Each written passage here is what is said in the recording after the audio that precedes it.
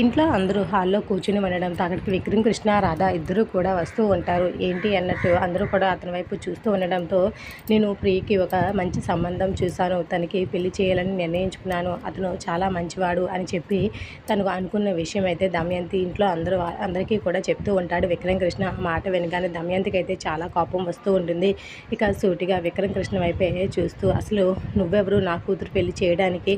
తల్లిని నేను ఇంకా బతికే ఉన్నాను, తన మంచి చెడ్డ చూడడానికి మీరందరూ ఎవరు? అసలు ఏదైనా చేయాలనుకుంటే నేను చేయాలి కదా, మీకు ఎవరు రైట్స్ ఇచ్చారు తనని చూడడానికి, తనకి పెళ్లి చేయమని నేను చెప్పానా మీకు అని చెప్పి సీరియస్ అవుతూ ఉంటుంది. అసలు తనకి ప్రియకి ఈ అమ్మాయికి సంబంధం ఏమిటి? తిను నా కూతురు పెళ్లి చేయడం ఏంటి? తల్లిగా నేను బ్రతికే ఉన్నాను కదా, అసలు నా కూతురు విషయంలో తనెందుకు కలుగ చేసుకుంటుంది అని చాలా సీరియస్గా విక్రమ్ మీదకి, అలాగే ఇండైరెక్ట్గా రాధ మీదకి అయితే దమయంతికి చాలా సీరియస్ అవుతూ ఉంటుంది. దాంతో ఇంట్లో అందరూ కూడా మౌనంగా ఉండిపోతూ ఉంటారు. అప్పుడే ప్రియ అయితే ఎంట్రీ ఇస్తూ, ఇక కూల్ మామ్ కూల్, ఎందుకంత ఆవేశపడుతూ ఉన్నారు బావ? అలాగే తను నా మంచి కోసమే కదా ఆలోచించి నాకు పెళ్లి చేయాలని చూస్తున్నారు, దాంట్లో తప్పేముంది?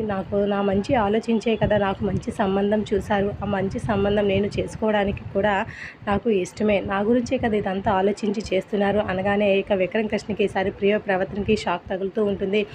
నాకు ఎటువంటి అభ్యంతరం లేదు, నా మంచి ఆలోచించి సంబంధం తీసుకొచ్చారు కాబట్టి నేను ఖచ్చితంగా అతన్ని నేను పెళ్లి చేసుకుంటాను, నాకు ఇష్టమే పెళ్లి చేసుకోవడం అని చెప్పి ప్రియ అన్న మాటలకైతే అక్కడున్న విక్రమ్ కృష్ణకి అలాగే రాధకైతే పూర్తిగా షాక్ తగులుతూ ఉంటుంది.